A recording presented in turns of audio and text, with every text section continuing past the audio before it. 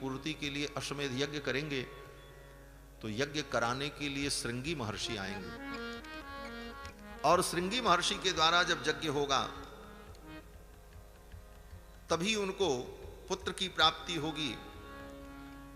काश्यपस्य च पुत्रोस्ति विभांडक इति श्रुतः, कश्यप के पुत्र विभांडक हैं और ऋष्यशृंग इति ख्यातस्तस्य पुत्रो भविष्यति, और विभांडक के पुत्र श्रृंगी होंगे, और वे श्रृंगी जब आएंगे यज्ञ कराएंगे तब आपको संतान की प्राप्ति होगी। इसलिए हे राजन, अब तो उचित यही है कि चल करके श्रृंगी ऋषि को आदर पूर्वक लेकर के आया जाए और उनके द्वारा यज्ञ का विधान हो। दशरथ जी महाराज ने कहा, ये श्रृंगी महर्षि अंग देश के राजा के जो जामाता हैं। सुमंत्र जी ने कहा, राजन, ये श्रृंगी महर्षि विभांडक महर्षि के पुत्र हैं। इनके पिता इनको नैष्ठिक ब्रह्मचारी बनाना चाहते थे, लेकिन भगवान कुछ और चाहते थे। आदमी कुछ चाहे, लेकिन भगवान जो चाहते हैं वही होता है।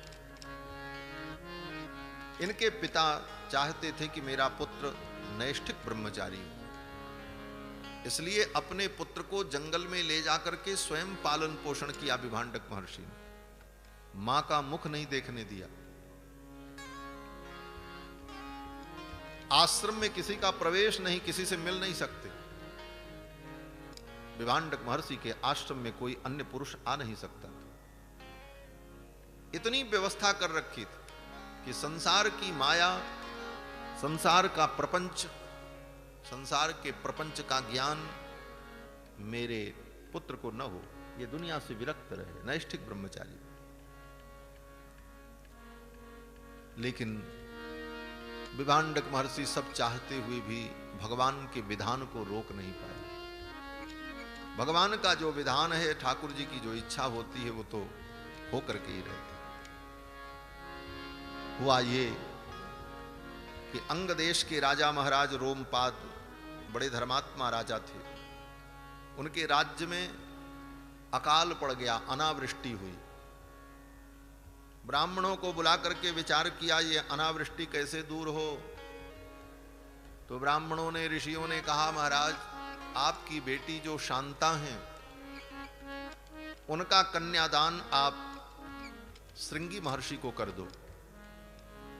विभांडक महर्षि के पुत्र श्रृंगी के साथ आपकी कन्या का विवाह हो जाए, उनका पूजन करके उनको आप कन्यादान कर दो, तो आपके राज्य का ये दुर्भिक्ष दूर हो जाएगा इस पुण्य के प्रभाव से।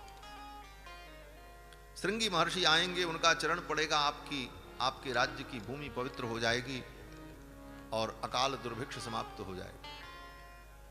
महाराज रोमपाद ने कहा, श्रृंगी के पिता विभांडक महर्षि तो अपने पुत्र को नैष्ठिक ब्रह्मचारी बनाना चाहते हैं, वो विवाह कैसे करेंगे? ये तो संभव ही नहीं। ब्राह्मणों ने कहा, तो फिर दूसरा कोई उपाय भी नहीं है, यही एक उपाय भी। किसी भी प्रकार से श्रृंगी महर्षि आवें और उनका पूजन करके कन्यादान आप करो, दूसरा कोई विकल्प नहीं।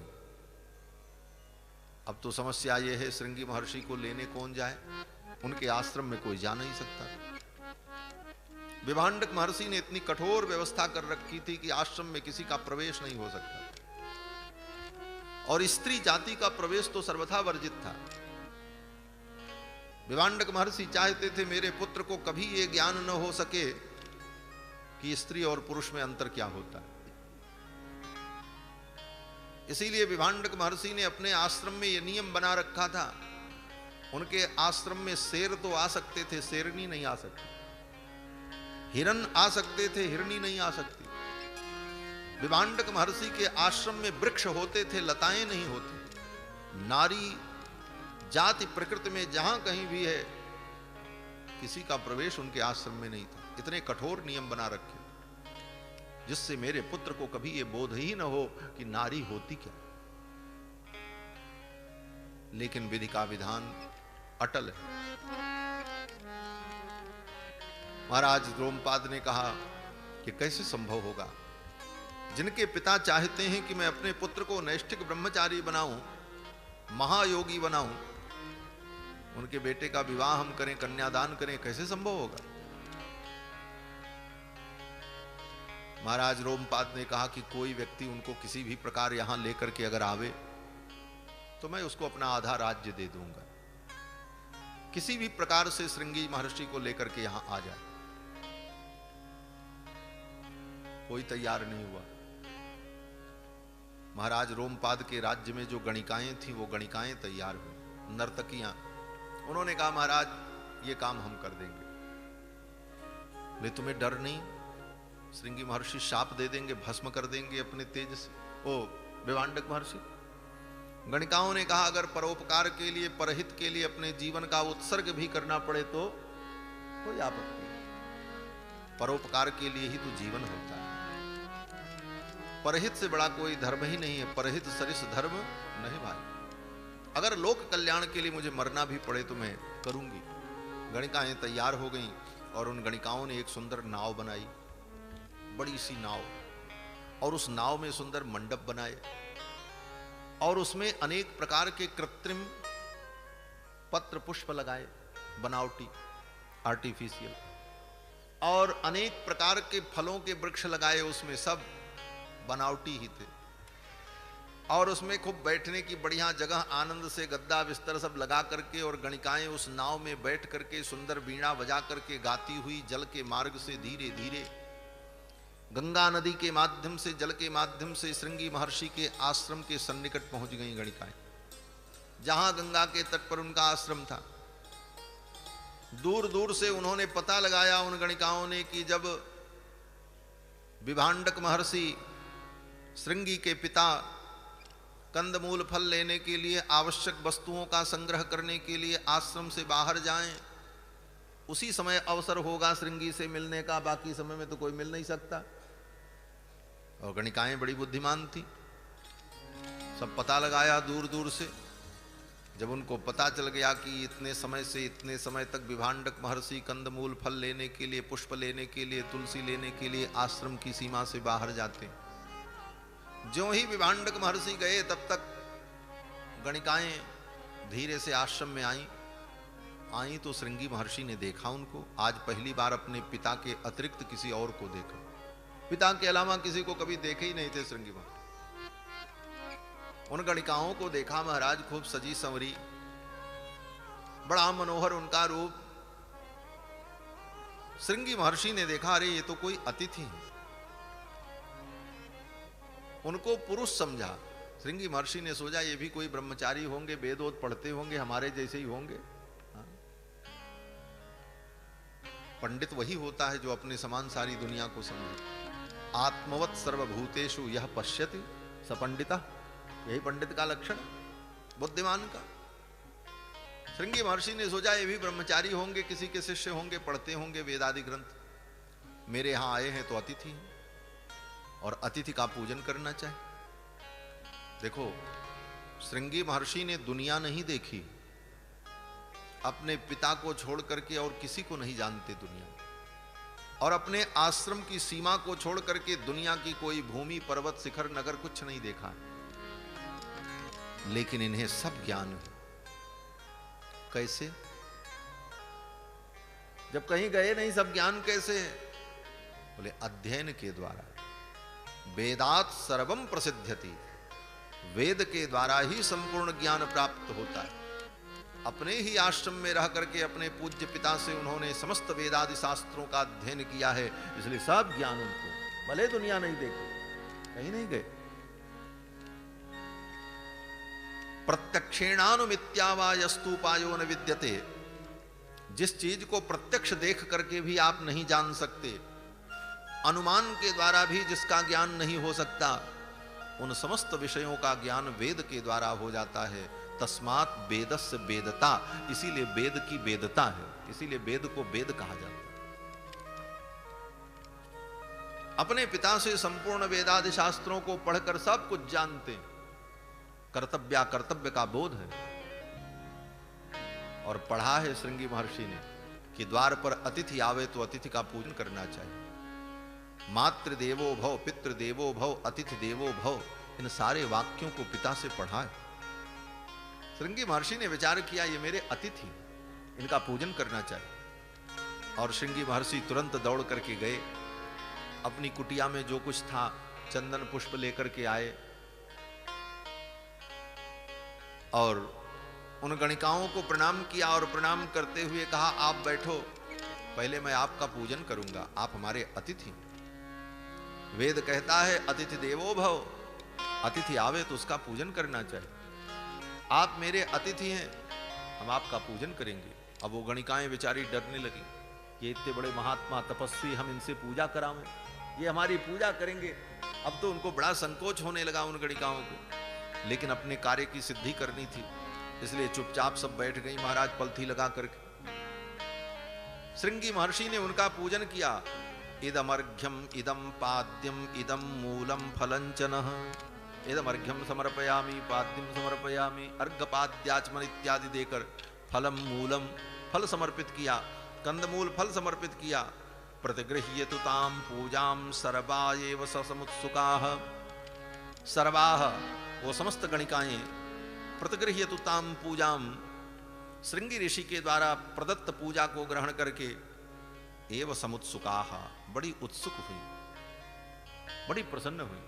लेकिन ऋषेर भीताश्च शीघ्रम तु गमनाय मतिंदधु, लेकिन भीतर से डर भी लग रहा था, कहीं आ गए विभांडक महर्षि तब क्या होगा, इनके पिता आ गए तब तो सब काम गड़बड़। ऋषेर भीताश्च शीघ्रम तु, ऋषि के भय से बड़ी शीघ्रता में थी, जल्दी में थी कि किस प्रकार इनको हम लेकर के चले।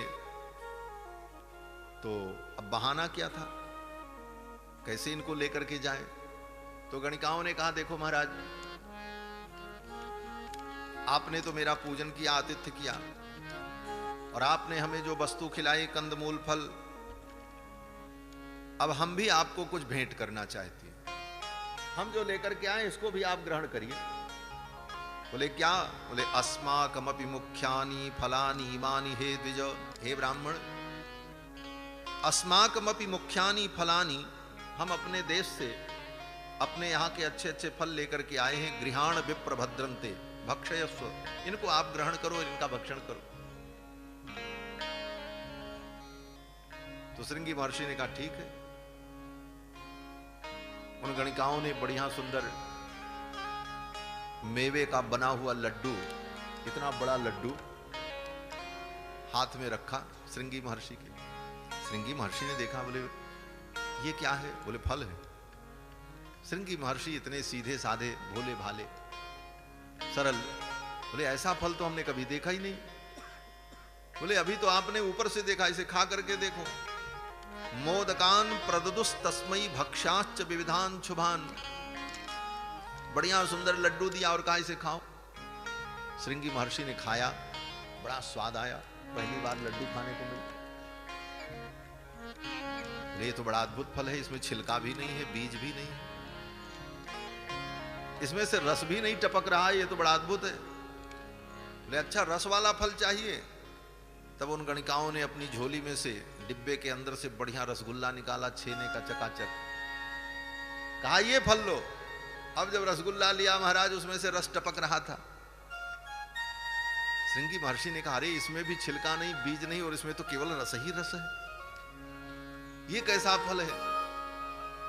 इसमें तो बहुत ज्यादा रस है, हाथ धुलना पड़ेगा। बोले अच्छा, तो कम रस वाला तो बढ़िया गुलाब जामुन निकाल करके दिया। अब तो गुलाब जामुन, रसगुल्ला और लड्डू जैसी मिठाई खा करके तानि चास्वाद्य तेजस्वी फलानीति स्म मन्यते। महर्षि वाल्मीकि कहते हैं कि तानि चास्वाद्य, उन मिठाइयों का आस्वादन करके तेजस्वी परम तेज संपन्न श्रृंगी महर्षि फलानि इति स्म मन्यते, वो यही समझते रहे कि ये तो कोई फल है। इतने सीधे थे, सरल थे, इसको कहते हैं सरलता, इसको मूर्खता नहीं कहते। लोग कहें इतने बड़े मूर्ख थे, रसगुल्ला को फल समझ रहे थे, ये तो मूर्खता है।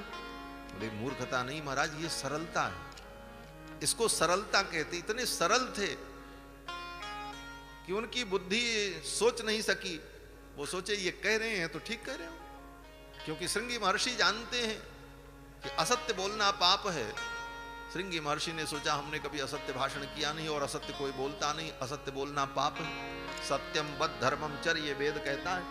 तो हम जिस प्रकार सत्य बोलते हैं उसी प्रकार ये भी सत्य बोल रही हूं, इसलिए सोचने का मौका ही नहीं। इतनी सरलता थी। और फिर तो उन गणिकाओं ने वो फल वल खिलाते हुए बातचीत करते करते धीरे धीरे उनको लेकर के नदी के तट पर आ गई। उनके व्यवहार को देखकर, उनके भाव को देखकर श्रृंगी महर्षि भाव विभोर थे, उनको भी पता नहीं चला और फिर नाव में बैठा लिया। नाव में बैठा करके नाव का लंगर खोल दिया। नाव धीरे धीरे नदी में बहने लगी धारा में, और गणिकाएं चारों तरफ से बैठ करके सुंदर वीणा लेकर के गायन करना प्रारंभ करने लगी। श्रृंगी महर्षि ने कहा ये क्या है? उन गणिकाओं ने कहा ये सामवेद है। श्रृंगी महर्षि ने कहा मैंने अपने पिता से चारों वेद पढ़ा है, ऋग्वेद, यजुर्वेद, सामवेद, अथर्ववेद, लेकिन ये वीणा बजा करके गायन करना ये कौन सा वेद है? गणिकाओं ने कहा महाराज आपने जो वेद पढ़ा है, चारों वेद के 4 उपवेद होते हैं, धनुर्वेद, आयुर्वेद, गंधर्व वेद। तो सामवेद जो है, सामवेद का जो उपवेद है उसका नाम गंधर्व वेद है, गांधर्व वेद, ये उपवेद है। और हम उपवेद गांधर्व वेद का अध्ययन करते हैं, इसका गायन ऐसे किया जाता है। इसमें इतनी मूर्छनाएं होती हैं, इतने स्वर होते हैं, इतनी मात्राएं होती हैं। अब वो सब बताती हुई और सब गायन करने लगी महाराज राग रागिनियों में। अब तो श्रृंगी महर्षि भाव विभोर हो गए। और संगीत विद्या तो ऐसी है महाराज, किसी को अपने वश में कर ले। हाँ, और तो और इतना विषधर सर्प होता है जो काट ले आदमी को तो आदमी मर जाए, लेकिन वो विषधर सर्प भी संगीत से कितना प्रेम करता है कि जब बीन बजती है तो वो भी मस्त हो जाता है। संगीत विद्या, सामवेद का उपवेद। उन गणिकाओं ने जब गा करके सुनाया तो श्रृंगी महर्षि भी आनंद विभोर हो गए। सुनते रहे। तब तक नाव का बहती बहती आकर के अंग देश के सीमा में पहुंच गई। महाराज रोमपाद ने पूरी तैयारी कर रखी थी, मखमल के पावड़े बिछा रखे थे। सुबासिनी स्त्रियां कलश लेकर के स्वागत के लिए खड़ी थीं, ब्राह्मण लोग वेद पाठ करने के लिए खड़े थे, ऋषि मुनि महात्मा लोग पुष्पांजलि लेकर के खड़े थे, सारी जनता जय जयकार कर रही थी। तब तक नाव का जब अंग देश की सीमा पर रुकी, श्रृंगी महर्षि को उन गणिकाओं ने नाव से उतारा और उतार करके उन्होंने अंग देश की भूमि पर ज्यों ही पैर रखा और महाराज रोमपाद ने उनके चरणों में पुष्पांजलि अर्पित की, प्रणाम किया और प्रार्थना की महाराज आप पधारो, और उनको लेकर के चलने लगे। तब तक आकाश में बादल आ गए, बिजली चमकी और झरझर झरझर वर्षा प्रारंभ हो गई, अकाल दूर हो गया। और महात्मा के चरण पड़ते ही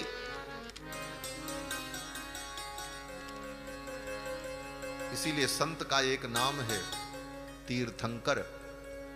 संत को तीर्थंकर कहते हैं। तीर्थंकर का मतलब तीर्थम करोति तीर्थंकर, जिनके जाने से, जिनके चरण पड़ने से साधारण भूमि भी तीर्थ बन जाती है, पवित्र हो जाती है। वर्षा होने लगी, लोग बड़े आनंदित हुए, सारी तैयारी थी। फिर तो सुंदर मंडप बना हुआ था। महाराज रोमपाद ने अपनी कन्या शांता का दान कर दिया, मंडप में बैठाकर पूजा की और पूजा करके कन्यादान किया और कन्यादान करके विवाह की विधि संपन्न कर दी। विवाह हो गया श्रृंगी महर्षि शांता जी के। विभांडक महर्षि जब अपने आश्रम में पहुंचे, उनको पता चला अरे मेरे बेटे का अपहरण हो गया। दिव्य दृष्टि से सब कुछ जान लिया और चल पड़े। बोले अब चल करके शाप दे देंगे। राजा ने मेरे संकल्प को तोड़ दिया। मैं अपने पुत्र को नैष्ठिक ब्रह्मचारी बना रहा था और उन्होंने विवाह कर दिया। आए महाराज क्रोध में, सब लोग डरे हुए थे क्या होगा, विभांडक महर्षि शाप दे देंगे। ब्राह्मणों ने, ऋषियों ने सलाह दी राजा को। राजा ने एक काम करो, विभांडक महर्षि आने वाले हैं, सूचना मिली है, वो बड़े क्रोध में आ रहे हैं और वो शाप देंगे, लेकिन उनके क्रोध को शांत करने का एक ही उपाय है। क्या उपाय? लोगों ने कहा अपनी बेटी और दामाद को, दोनों को सुंदर बरबधू वेश में सजा करके श्रृंगार करके बैठा दो, और ज्यों ही आवे विभांडक महर्षि तो उनके चरणों में प्रणाम करने के लिए कहना, दोनों को भेज देना, बोले जाओ प्रणाम करो महाराज को। ऐसा ही किया। वो विभांडक महर्षि क्रोध में आए, बड़े तेज, साथ दे देंगे, सबको नष्ट कर देंगे। तब तक उधर से श्रृंगी महर्षि अपनी पत्नी शांता जी के साथ सुंदर दूल्हा वेश में सजे हुए और साथ में दुल्हन शांता जी दोनों छम छम करते हुए आए, और आकर के पिता के चरणों में जब प्रणाम किया, ऐसी सुंदर जोड़ी देख करके विभांडक महर्षि का क्रोध शांत हो गया। विभांडक महर्षि ने कहा, अब श्राप देने से कोई फायदा नहीं, अब तो जो होना था हो गया। अब तो इनको आशीर्वाद देना चाहिए कि इनका गृहस्थ जीवन मंगलमय हो, सुखमय हो, इन्हें संतान की प्राप्ति हो, इनके कुल की वृद्धि हो। भगवान की यही इच्छा थी। ये मान करके विभांडक महर्षि बड़े प्रसन्न हुए, और विभांडक महर्षि ने अपने पुत्र को और पुत्र वधू को आशीर्वाद दिया, दीर्घायु भव। बहू को आशीर्वाद दिया, सौभाग्यवती भव, और दोनों को आशीर्वाद दे करके भगवान का स्मरण करते हुए विभांडक महर्षि तपस्या करने के लिए चले।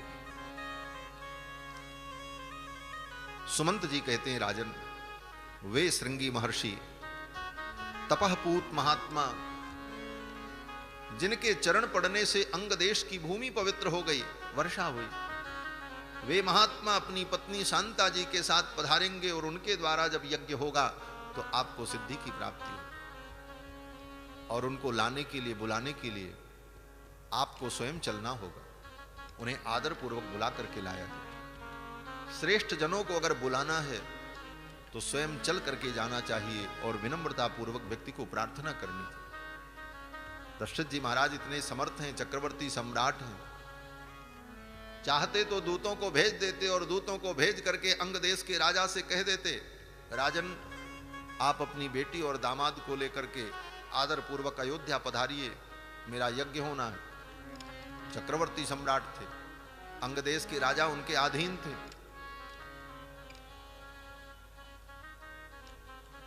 और वो श्रृंगी को लेकर के आ जाते, शांता जी को लेकर के आ जाते, लेकिन नहीं, महात्मा को बुलाने जाना है तो मर्यादा है।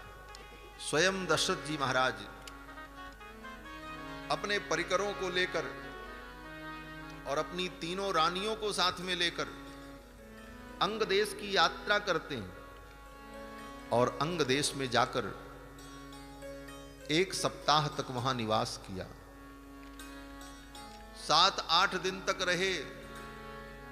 सप्ताष्ट दिवसान राजा राजानमिदम अब्रवीत। जाते ही नहीं कहा कि महाराज हम आपके यहां अपने काम से आए हैं। 7-8 दिन जब बीत गए अंग देश में, तब एक दिन दशरथ जी महाराज ने कहा, राजन मैं आपके यहां आया हूं, किसी प्रयोजन से आया हूं। आप अपनी बेटी शांता और अपने जामाता श्रृंगी को हमारे साथ विदा करें, उनके द्वारा हमारे यहाँ यज्ञ होगा और हमें संतान की प्राप्ति होगी, उन्हीं को मैं लेने आया हूं। फिर तो महाराज रोमपाद ने आदर पूर्वक अपनी बेटी और दामाद को विदा किया और उनको लेकर के दशरथ जी महाराज अयोध्या आए। यज्ञ मंडप भी बन गया, सारी तैयारी हो गई, श्रृंगी महर्षि भी आ गए, लेकिन यज्ञ भी शुरू नहीं हुआ। महर्षि वाल्मीकि कहते हैं, श्रृंगी महर्षि के आने के बहुत दिन बाद ततः काले बहुतिथे कस्मिश्चित् सुमनोहरे। ततः बहुतिथे काले, श्रृंगी ऋषि के आने के बहुत दिन बाद कस्मिश्चित् सुमनोहरे, जब सुंदर मनोहर मुहूर्त आया। कब? बोले बसंते समनुप्राप्ते, बसंत ऋतु आई,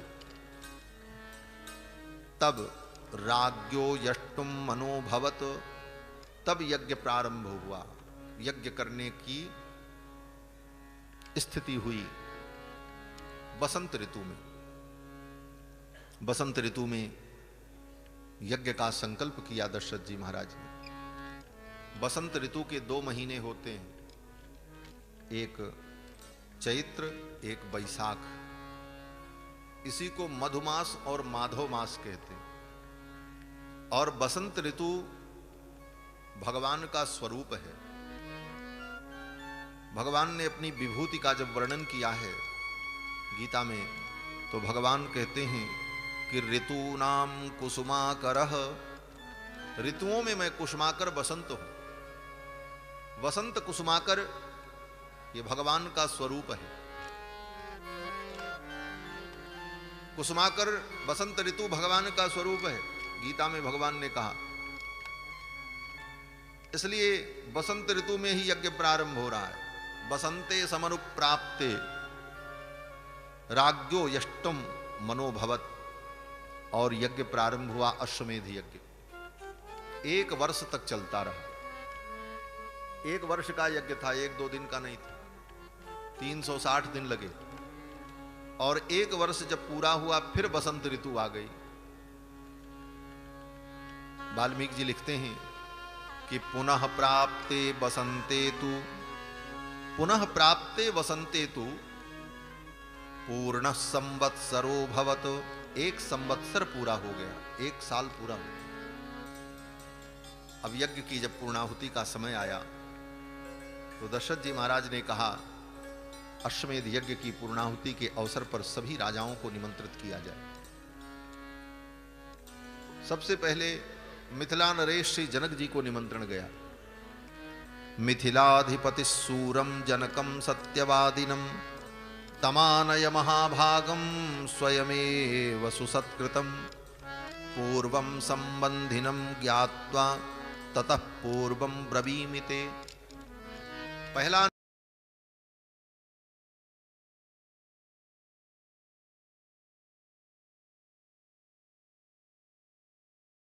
वंश, वो तो महाराज निमि यज्ञ करना चाहते थे, जो इक्ष्वाकु के पुत्र थे, और इक्ष्वाकु का ये भी वंश है, अयोध्या का वंश।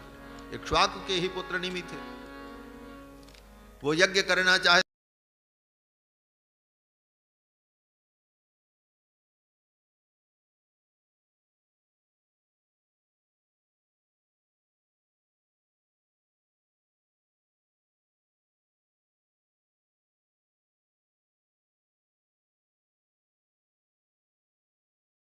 तब तक पता नहीं हम रहे न रहें, तो अच्छे काम में विलंब करना ठीक नहीं। जीवन की अनित्यता को समझकर महाराज निमि ने महर्षि गौतम के कुल में उत्पन्न हुए ब्राह्मणों को बुला करके यज्ञ करवा लिया।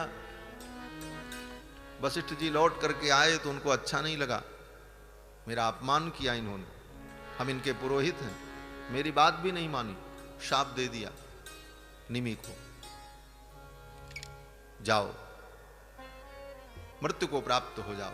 महाराज निमि को शाप दिया है और उनका पौरोहित्य छोड़ दिया। बाद में वे निमि निमेष में प्रतिष्ठित हो गए, और उन्हीं निमि के शरीर को, उनके कोई संतान नहीं, बोले अब इनका कौन उत्तराधिकारी बने। तो ऋषियों ने कहा इनके शरीर का मंथन करो। तो उनके शरीर का मंथन किया, तो मंथन से जो पैदा हुए वो मिथि हुए, और मिथि ने जो नगर बसाया वो मिथिला नगर हुआ, फिर वो वंश चला वहां। ये सब कथाएं, एक ही वंश है दोनों का, अलग अलग नहीं। इसीलिए उनके पुरोहित सतानंद हो गए जो गौतम जी के पुत्र हैं। वंश दोनों का एक है, पूर्वज दोनों के एक है। इसीलिए जनक जी, दशरथ जी महाराज कहते हैं पूर्वम संबंधिनम ज्ञात्वा ततः पूर्वम ब्रवीमिते। ये हमारे पूर्व संबंधी हैं। और एक अर्थ और भी है जो बड़ा भावुक अर्थ है, पूर्वम संबंधिनम ज्ञात्वा। मानो दशरथ जी महाराज को यह ज्ञान हो गया पहले ही। पूर्वम ज्ञात्वा, क्या जान गए? बोले संबंधिनम, ये हमारे समधी बनेंगे। राम जी प्रकट होंगे, उनका विवाह जनकपुर में होगा, तो जनक जी कौन बनेंगे? ये समधी बनेंगे कि नहीं बनेंगे? तो संबंधिनम ज्ञात्वा, ये मेरे संबंधी होंगे। इति ज्ञात्वा, ऐसा ज्ञान मानो हो गया, अनुभव हुआ कि भाई हम पुत्र की प्राप्ति के लिए यज्ञ कर रहे हैं। तो पुत्र प्राप्त होगा तो पुत्र का कहीं विवाह भी होगा, और मेरे पुत्र का विवाह किसी साधारण के यहां तो हो नहीं सकता। मेरे समकक्ष धर्मात्मा, पुण्यात्मा और पवित्र कुलीन अगर कोई वंश है तो जनक का वंश है। लेकिन जनक जी के भी कोई संतान नहीं। लेकिन अभी तो समय है, हो सकता उन्हें बेटी हो। उन्हें कोई संतान हो, इसलिए जनक जी को यहाँ बुलाया जाए, उनको प्रेरणा मिलेगी, भविष्य में मेरे संबंधी बन सकते हैं, ऐसा मानो अनुमान किया दशरथ जी महाराज ने, और पहले उन्हीं को निमंत्रण भेजा। पूर्वम संबंधिनम ज्ञात्वा ततः पूर्वम ब्रवीमिते तथा काशीपतिम स्निग्धम सततम प्रियवादिनम। काशी नरेश को निमंत्रण गया, मगध देश के राजा को, केकय देश के राजा को, सभी को निमंत्रित किया, सब लोग आए।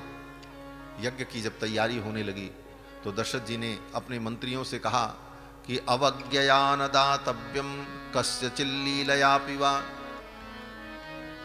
जितने लोग आए हैं अतिथि, आमंत्रित और संत महात्मा ऋषि मुनि दर्शक, किसी की अवहेलना न हो, किसी का अपमान न हो। जो जो वस्तु चाहे उसको वो वस्तु दी जाए, स्वागत में किसी प्रकार की कोई कमी न हो, और वह स्वागत बनावटी नहीं होना चाहिए, फॉर्मेलिटी नहीं होनी चाहिए। दशरथ जी कहते हैं अवज्ञया न दातव्यम कच्चित् लीलयापि वा। लीला पूर्वक माने बनावटी नहीं, स्वाभाविक रूप से लोगों के प्रति आदर का भाव हो और लोगों का सत्कार किया जाए, कहीं किसी प्रकार की कोई कमी न हो, जिसको जो चाहिए उसको वो वस्तु दी जाए। क्योंकि कोई कितना भी बड़ा दाता हो, दानी हो, लेकिन अगर वो अनादर पूर्वक देता है अथवा अवज्ञा पूर्वक देता है तो उसका दान और दान का फल सब नष्ट हो जाता है। आप बहुत बड़े दानी हो, सवेरे से शाम तक खूब लुटाते हो, लेकिन अवज्ञा पूर्वक कोई मांगने आया, चलो चलो पीछे चलो, मिलेगा मिलेगा, घबराओ मत, चलो लो चलो हटो, उनको आने दो, इस तरह की बातें अगर करते हैं, इस तरह की भावना होती है, तो सब किया कराया दान व्यर्थ हो जाता है। एक शब्दों में कहा है दशरथ जी ने अवज्ञया न दातव्यम, दो लेकिन अवज्ञा पूर्वक नहीं, विनम्रता पूर्वक, और अपमानित करके, डांट करके, उसे दीनहीन समझ करके आपने अगर दिया तो आपका दिया हुआ सब दान 2 कौड़ी का बेकार हो। सम्मान पूर्वक दान करना चाहिए। ये सब तैयारी हुई और फिर यज्ञ की पूर्णाहुति होती है। पूर्णाहुति में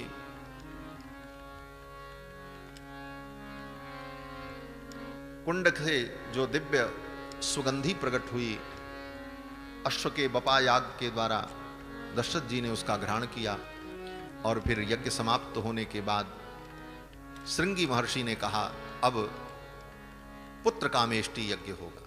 अश्वमेध यज्ञ तो हो गया, अब मैं पुत्र कामेष्टि यज्ञ कराऊंगा। और श्रृंगी महर्षि ने पुत्र कामेष्टि यज्ञ का संकल्प कराया। ये पुत्र कामेष्टि यज्ञ 1 दिन का यज्ञ था, इसमें ज्यादा विलंब नहीं होना था। 1 दिन का यज्ञ था पुत्र कामेष्टि। श्रृंगी महर्षि ने पुत्र कामेष्टि यज्ञ का संकल्प कराया और विधि प्रारंभ हुई। यज्ञ मंडप में ब्राह्मण लोग विधि विधान जब करने लगे, अथर्ववेद के मंत्रों के द्वारा, अथर्व शीर्षि प्रोक्तैर मंत्रैः सिद्धाम विधानतः, अथर्ववेद के मंत्रों के द्वारा पुत्रेष्ट यज्ञ का जब विधान प्रारंभ हुआ तो यज्ञ में आहुति लेने के लिए देवता लोग वहां पर आए। भाग प्रतिग्रहार्थम वही समवेता यथा विधि, अपने अपने भाग को ग्रहण करने के लिए देवता लोग उस यज्ञ में आए, लेकिन प्रत्यक्ष नहीं, अप्रत्यक्ष रूप से। वो दिखाई नहीं पड़ रहे थे किसी को, देवता लोग आए, लेकिन वाल्मीकि जी को दिखाई पड़ रहे हैं। वाल्मीकि जी तो चित्रण कर रहे हैं। क्यों? बोले इनको सब दिख रहा है।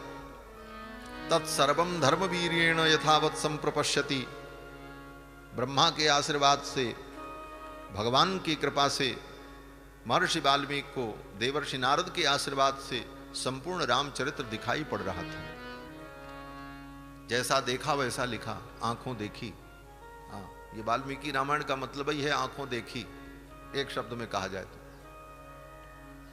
जो कुछ देखा अपनी दिव्य दृष्टि से वो सब लिखा महर्षि वाल्मीकि।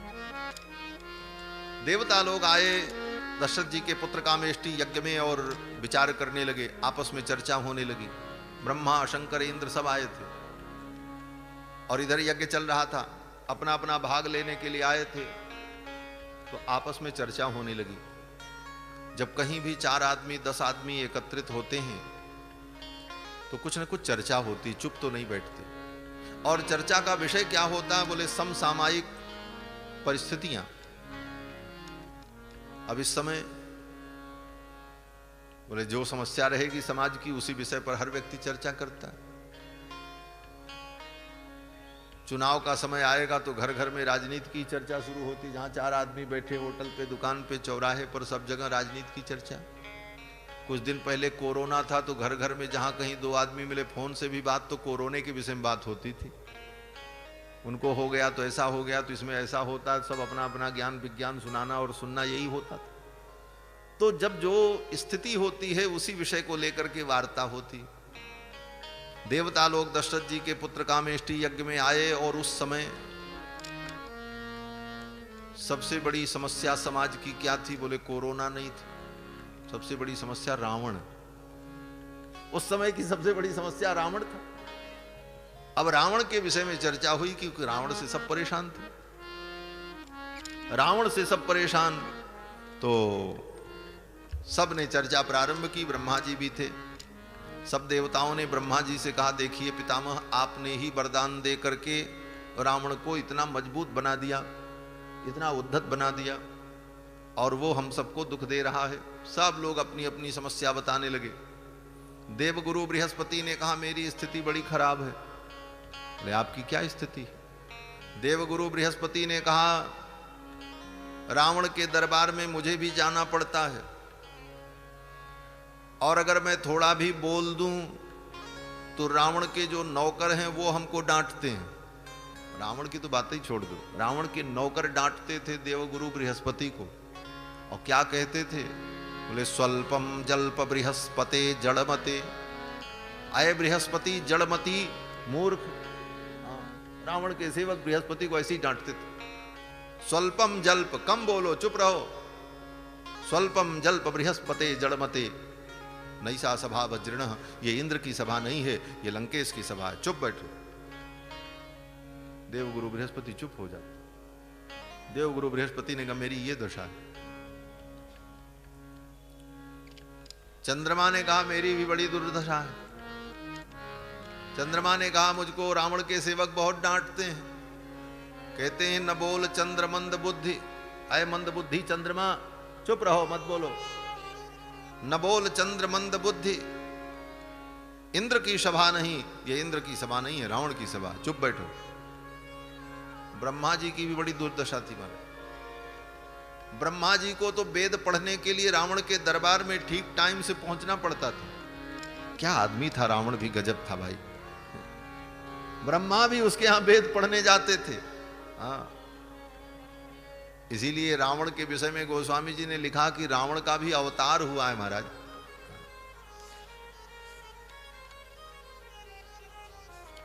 यहां नहीं लिखा है, भुसुंडी रामायण में लिखा है, उत्तरकांड में। रावण का भी अवतार हुआ है।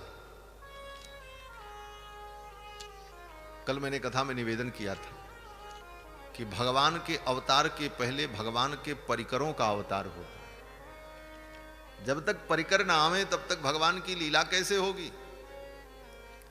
तो भगवान को लीला करनी है तो भगवान का कोई प्रतिद्वंदी हो तभी तो लीला होगी।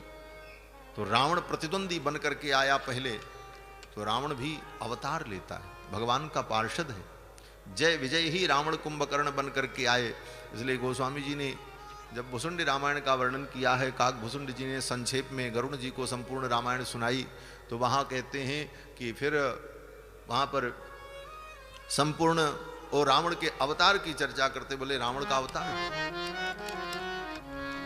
पुनि नारद कह मोह अपारा, पुनि नारद कर मोह अपारा, कही सी बहुरी रावण अवतारा, कही सी बहुरी रावण अवतारा, पुनि नारद कर मोह अपारा, रवि नारद कर मोह अपारा, पुनि नारद कर मोह अपारा।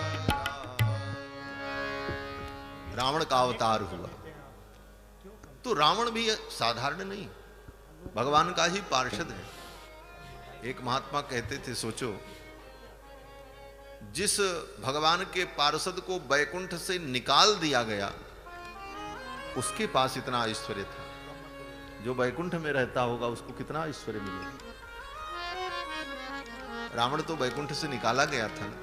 सनकादिक ने शाप दे दिया, बोले जाओ 3 जन्म द्विज वचन प्रमाण। तो रावण के दरबार में ब्रह्मा जी भी वेद पढ़ने जाते थे और समय से वेद पढ़ते थे। अगर समय से पहले पहुंच जाएं, रावण टाइम का बड़ा पाबंद था, अपने समय से सारा काम करता था। धर्मात्मा का एक लक्ष्य यह भी माना जाता है कि सामयाचारिकान धर्मान व्याख्यास्यामः धर्मज्ञ समय प्रमाणम। व्यक्ति की दिनचर्या और समय की पाबंदी कितनी सुव्यवस्थित है, यह उसके धर्मात्मा होने का एक लक्षण भी होता है। और जो घसल्ली आदमी 9 बजे तक सोए, 11 बजे तक नहाए, 3 बजे तक भोजन करे, फिर शाम को बैठ के माला जपे, बोले ऐसा आदमी बेकार आदमी, जिसकी कोई दिनचर्या नहीं। रावण के यहां भी सब तय था, महाराज इतने बजे पूजा करेगा, इतने बजे संध्या करेगा, इतने बजे वो पाठ करेगा। देखो रावण का भी एक नकारात्मक स्वरूप जो है वो तो अलग है, लेकिन उसके सकारात्मक स्वरूप का भी चिंतन करना चाहिए। रावण बड़ा व्यवस्थित तर्कशील व्यक्ति था। वाल्मीकि महर्षि ने इसीलिए रावण के मरने पर कहा कि धर्म का सेतु इस दुनिया से चला गया। रावण जब मरा है तो विभीषण जी रोने लगे और विभीषण जी ने रो करके यही कहा, गतस्सेतु सुनीतानाम गतो धर्मस्य विग्रहः। नीतियों का सेतु इस दुनिया से चला गया, धर्म का विग्रह इस दुनिया से चला गया, गतो धर्मस्य विग्रह। ये रावण के विषय में। तो फिर रावण में कमी क्या थी? जब वो धर्म का विग्रह ही था, नीतियों का सेतु था, तो फिर रावण का अपराध क्या था? रावण में कमी थी, लेकिन कमी यह थी कि वो स्वयं तो धर्म करता था, लेकिन दूसरे को धर्म करने नहीं देना चाहता। वो स्वयं अच्छा बनता था, वो धर्म करता था, लेकिन दूसरे को धर्म नहीं करने देना चाहता, क्योंकि जानता था कि धर्म से जीव को बल की प्राप्ति होगी और धर्म से ही मानवता स्थापित होगी, और मुझे मानव ही मार सकते हैं और कोई मार नहीं सकता। हम काहू के मरे न मारे, बानर मनुष्य जाति दुई बारे। मनुष्य को छोड़ करके मुझे कोई मार नहीं सकता, बानर को छोड़ करके मुझे कोई मार नहीं सकता। तो मनुष्य कहते किसको हैं? बोले मनुष्य उसको कहते हैं जो मनु के सिद्धांत पर चले। अभी अभी बात हुई थी, जो धर्म के मार्ग पर चले, मनु के मार्ग पर चले वो मानव, और जो मनु के मार्ग पर न चले वो दानव। तो रावण ने सोचा लोग अगर वेद शास्त्र के अनुकूल आचरण करेंगे, धर्म करेंगे, धर्म के अनुकूल जीवन जिएंगे, तो लोग मानव बन जाएंगे, और मानव से ही तुमको डर है। इसलिए रावण ने सोचा किसी को मानव बनने ही मत दो, मानव बनाने के जितने मंत्र हैं और जितने उपाय हैं उन्हीं को नष्ट कर दो। इसलिए रावण ने सब बंद करा दिया, कहीं यज्ञ नहीं हो सकता, कहीं दान न करो न धर्म करो, सब बंद कराओ। जेहि जेहि देश धेन द्विज पावई, नगर गांव पुर आग लगावे। लेकिन स्वयं सब करता था, यही बड़ी विशेषता।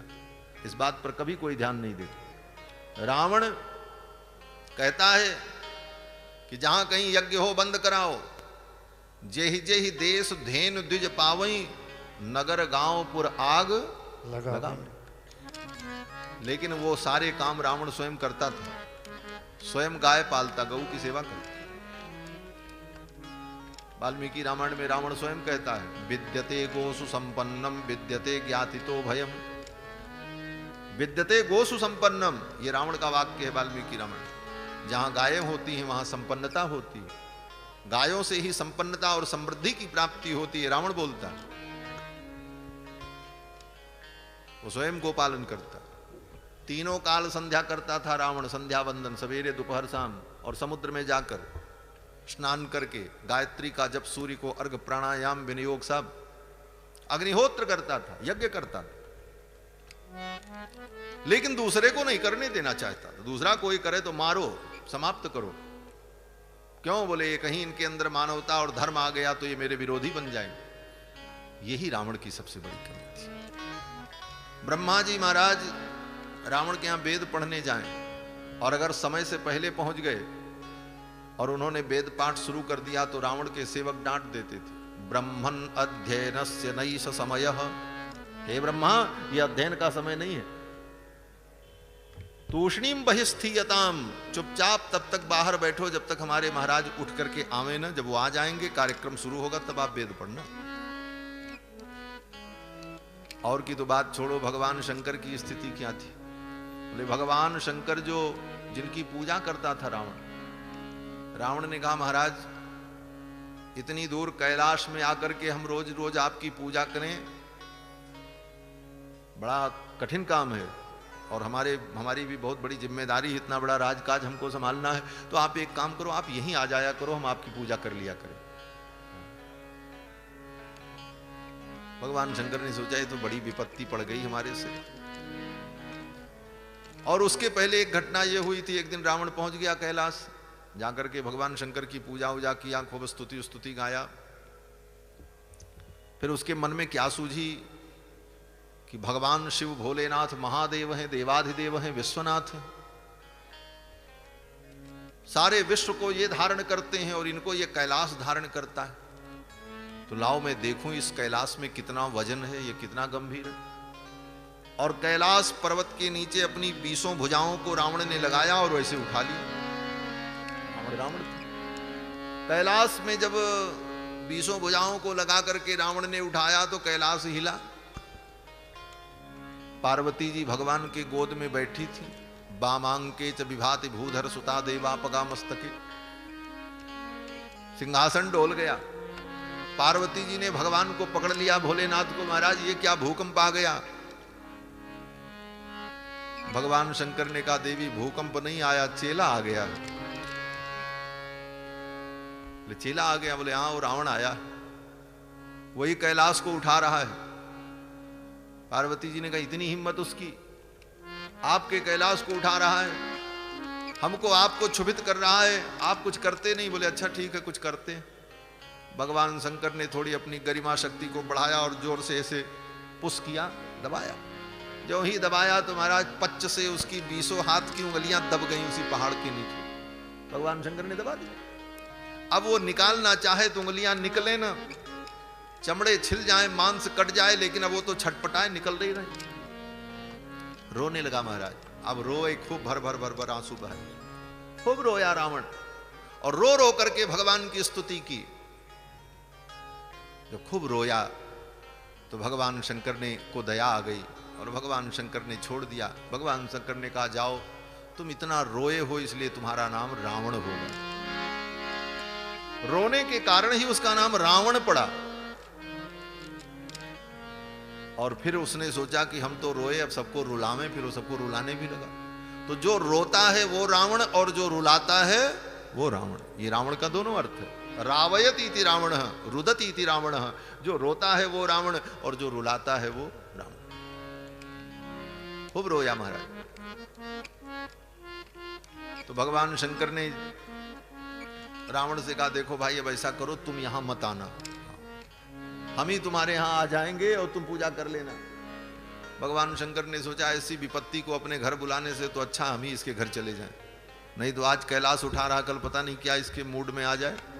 हाँ, एक खोपड़ी वाले का तो कोई ठिकाना नहीं होता, इसके तो 10-10 खोपड़ी है, कब किस खोपड़ी में कौन सी बात आ जाए। इसलिए भगवान ने कहा ठीक है हम वहीं आ जाएंगे। तो समय से भगवान शंकर पहुंच जाते थे अपनी पूजा कराने के लिए। गोस्वामी तुलसीदास जी महाराज लिखते हैं, वेद पढ़े विधि शंभु सभीत पूजावन रावण सो नित आवे। नित्य प्रति भगवान शंकर अपनी पूजा कराने के लिए रावण के यहां पहुंच जाते। ये सब दशा थी। अंत में सब देवताओं ने ब्रह्मा जी से कहा इस संकट का निराकरण कैसे होगा। ब्रह्मा जी ने कहा मैं क्या कहूं, मेरे पास भी कोई उपाय शेष नहीं बचा है। ब्रह्मा और समस्त देवता दुखी हो रहे थे। उसी समय उन देवताओं के मध्य में भगवान प्रकट हो गए। एतस्मिन्नन्तरे विष्णुरुपयातो महाद्युतिः शंख चक्र गदा पाणिः पीतवासा चतुर्भुजः। शंख चक्र गदा पद्म धारण किए हुए गरुण पर विराजमान भगवान नारायण उन देवताओं के मध्य में आ गए, प्रकट हो गए। देवताओं ने भगवान का दर्शन किया। उन देवताओं ने कहा महाराज रावण के आतंक से हमें मुक्ति प्रदान करो।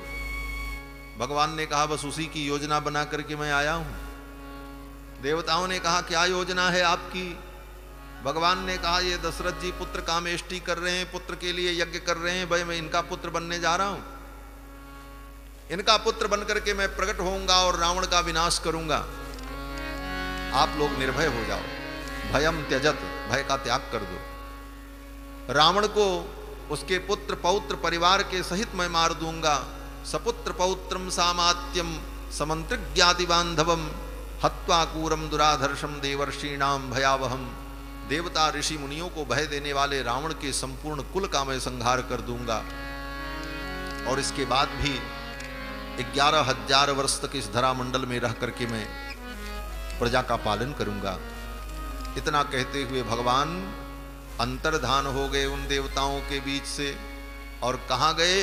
बोले उन देवताओं के बीच से अंतर्धान होकर के भगवान दशरथ जी के यज्ञ मंडप में जो अग्निकुंड था उसी अग्निकुंड में प्रवेश कर गए। और इधर भगवान ने प्रवेश किया तब तक अग्नि देवता चरु लेकर के प्रकट हो गए। भक्ति सहित मुनि आहुत दीने, भक्ति सहित मुनि आहुत दीने, प्रगटे अग्नि चरु कर लीने, प्रगटे अग्नि चरु कर ली।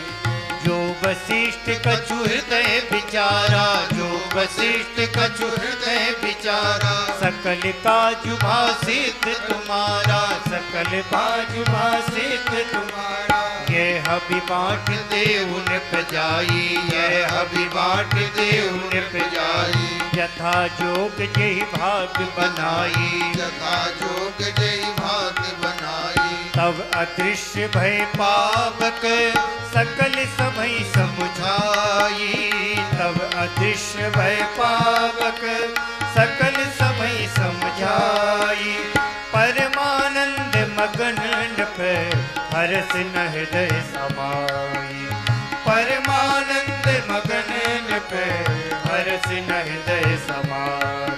हाँ हर्ष न हृदय समाई, हाँ हर्ष न हृदय समाई। अग्नि देवता चरु लेकर के प्रकट हुए और उसी चरु में भगवान प्रवेश कर गए सूक्ष्म रूप से। अग्नि देवता ने वो चरु दशरथ जी को दिया और कहा कि इदम तो नृपसार्दूल पायसम देव निर्मितम। ये पायस जो हविष्यान्न है देव निर्मितम, ये देवताओं के द्वारा निर्मित। प्रजाकरम गृहाणत्वम, इसे ग्रहण करो, इससे तुम्हें संतान की प्राप्ति हो। अग्नि देवता के उन वचन को सुनकर के श्री दशरथ जी महाराज ने उस पायस को लिया। दिव्य पायस संपूर्णाम पात्रीम पत्नीमिव प्रियाम। स्वर्ण के पात्र में चांदी के ढक्कन से ढका हुआ उस पायस को दशरथ जी महाराज ने जब लिया और फिर अग्नि देवता के कथनानुसार अपनी पत्नियों को बांट करके दिया। अब ये बांटने का क्रम श्रीमद् वाल्मीकि रामायण में जो है कि उस पायस का आधा हिस्सा तो कौशल्या जी को दे दिया, जो आधा बचा था उसमें का आधा हिस्सा निकाल करके सुमित्रा जी को दे दिया। फिर जो बचा था उसका आधा करके केकई जी को दे दिया और जितना आधा करके केकई जी को दिया था उसके बाद जो बचा उसको सुमित्रा जी को फिर दे दिया। ये क्रम तो वाल्मीकि जी का है। महर्षि वाल्मीकि वर्णन करते हैं कि कौशल्यायै नरपतिः पायसार्धम ददौ तदा। नरपति राजा दशरथ ने आधा पायस कौशल्या जी को दे दिया। अब बचा आधा, तो अर्धाद अर्धम, आधा जो बता था उसका 2 हिस्सा किया, आधे का आधा अर्थात 1/4 वो किसको दिया? सुमित्रायै नराधिपः, सुमित्रा जी को दिया। क्योंकि सुमित्रा जी बड़ी महारानी है, कैकेयी जी छोटी हैं। क्रम से देना भी तो। महारानी कौशल्या प्रथम ज्येष्ठा, सुमित्रा जी मध्यमा और केकई जी कनिष्ठा, ये 3 रानियां। आधा कौशल्या जी को दिया, आधा जो बचा उसका आधा अर्थात 1/4 सुमित्रा जी को दिया, और जो हिस्सा बचा उसका 2 हिस्सा करके कैकेयी चावशिष्टार्धम ददौ पुत्रार्थ कारणात् प्रददौ चावशिष्टार्थम पायसामृतोपमम अनुचिंत्य सुमित्रायै पुनरेव महामति। और जो अंतिम हिस्सा बचा था 8वां भाग, उसको पुनः सुमित्रा जी को दिया।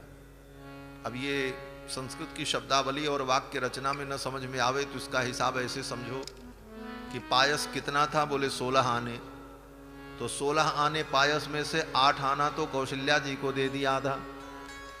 अब बचा 8 आना, उसका 2 हिस्सा किया, 4 आना 4 आना, तो 4 आना दे दिया सुमित्रा जी को। अब बचा 4 आना, उस 4 आने का 2 हिस्सा किया, 2 आना, और 2 आना दिया किसको, बोले केकई जी को। अब जो 2 आना बचा उसको फिर सुमित्रा जी को दे दिया। अब आप इतने से अंदाजा लगा लें कि परब्रह्म परमात्मा भगवान 4 रूपों में प्रकट हो रहे हैं, और पायस के, वो पायस क्या है, बोले साक्षात भगवान विष्णु ही पायस हैं। इसलिए आगे वाल्मीकि रामायण में कई जगहों पर लक्ष्मण जी के विषय में कहा गया कि लक्ष्मण जी कौन हैं, बोले भगवान के अर्धांश हैं, आधे अंश हैं। क्यों, बोले पायस तो 16 आने था, 8 आने से राम जी हैं और 4 आने से लक्ष्मण जी हैं, और 2 आने से भरत और 2 आने से शत्रुघ्न जी। इसीलिए जब गणना होती तो राम लक्ष्मण भरत शत्रुघ्न कहा जाता है, जबकि भरत जी बड़े हैं। ये राम लक्ष्मण भरत शत्रुघ्न, राम लक्ष्मण भरत शत्रुघ्न, ये जिह्वा पर रटा क्यों है? क्यों, बोले राम जी, लक्ष्मण जी, भरत जी, शत्रुघ्न जी, उत्पत्ति के क्रम में भी। और कहीं कहीं पर लक्ष्मण जी को भरत जी से श्रेष्ठ भी माना, बड़े भाई के रूप में, पुराणों में कई कल्प की कथाओं के भेद से। और इस दृष्टि से विचार करने पर लक्ष्मण जी तो ज्येष्ठ सिद्ध होते हैं। क्यों, बोले पहले प्राशन किया चरु का केकई सुमित्रा जी ने, 8 आने का आधा करके 4 आना सुमित्रा जी को दिया, सुमित्रा जी ने पासन कर लिया। अब सुमित्रा जी के गर्भ में आ गए लक्ष्मण जी। अब उसके बाद जो 4 आना बचा उसमें से 2 आना केकई जी को दिया, तब भरत जी आए। तो पहले कौन आया, पहले लक्ष्मण जी आए। बोले ज्येष्ठत्व तो सिद्ध होता है लक्ष्मण जी का। ये सब सारी बातें हैं, सब विद्वानों ने खूब इन सब विषयों पर विचार किया। और फिर वो भरत जी का जो ज्येष्ठत्व है वो जन्म को लेकर के है, जन्म उनका पहले हुआ। लेकिन अगर गर्भ में आने से ज्येष्ठत्व माना जाए तो लक्ष्मण जी पहले आए, भरत जी बाद में आए। और 2 आना जो बचा था उसको फिर सुमित्रा जी को दिया, उससे शत्रुघ्न लाल उत्पन्न होते। ये क्रम तो महर्षि वाल्मीकि का है। और गोस्वामी जी का क्रम, बोले 16 आना पायस में से 8 आना कौशल्या जी को, और 8 आना जो बचा उसमें से 4 आना केकई जी को, और फिर 4 आना जो बचा उसका 2 हिस्सा करके सुमित्रा और वो केकई और कौशल्या के कर का स्पर्श करा करके सुमित्रा जी को। थोड़ा अंतर है, इतना अंतर है कि वाल्मीकि जी के अनुसार लक्ष्मण जी का प्रादुर्भाव उस पायस के 4 आने से है, और गोस्वामी जी के अनुसार भरत जी का अवतार उस पायस के 4 आने से। इतना ही अंतर, ये क्रम है। अब उस पायस के भक्षण से 3 रानियां अंतर्वतनी हुई, भगवान ही 4 रूपों में गर्भ में आए। कृत्वात्मानं चतुर्विधम प्रचरम रोचयामासो तदा दशरथम नृपम। 4 रूपों में भगवान गर्भ में आए, और उसी दिन से अयोध्या में परम आनंद हो गया महाराज। जा दिन ते हरि कर मैयाए, जा दिन ते हरि कर मैयाए, सकल लोक सुख संपत्ति छाए, सकल लोक सुख संपत्ति छाए। मंदिर महा सब राज ही रानी, मंदिर महा सब राज ही रानी, शोभाशील तेज की खानी, शोभाशील तेज की